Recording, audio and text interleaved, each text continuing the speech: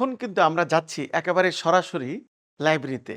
এইটা এতটা ইম্পোর্টেন্ট, চলুন আমরা ভিতরে দেখি কতটা ইম্পোর্টেন্ট, কারণ স্টোর হাউস অফ নলেজ। তো আমরা যদি এখানে লাইব্রেরিতে আসি, দেখেন ১ম এ আমরা এখানে ঢুকলাম। ঢোকার পরে চলুন ১ম এ লাইব্রেরিয়ান যিনি আছেন তার সাথে পরিচয় হয়ে নেই। আসসালামু আলাইকুম। ওয়ালাইকুম আসসালাম। কেমন ভালো আছেন? জি, ভালো আছেন? আলহামদুলিল্লাহ। তো আমাদের লাইব্রেরিয়ান এখানে একজন কাজ করেন। সেক্ষেত্রে আমরা একটু বইগুলা ঘুরে দেখি। আমাদের সবচেয়ে উল্লেখ করার মতো একটা বিষয় সেটা হলো যে আ আপনার আমাদের লাইব্রেরিতে এটা কিন্তু অনলাইন একটা লাইব্রেরি। কারণ আমি কেন বলছি?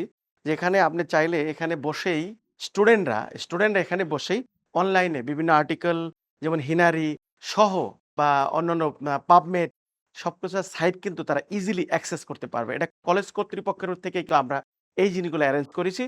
হিউজ হার্ড ওয়ার্ক করতে হয়। যদি আপনার প্রপার একটা লাইব্রেরি না থাকে তাহলে কিন্তু আমরা প্রপার শিখতে পারব না।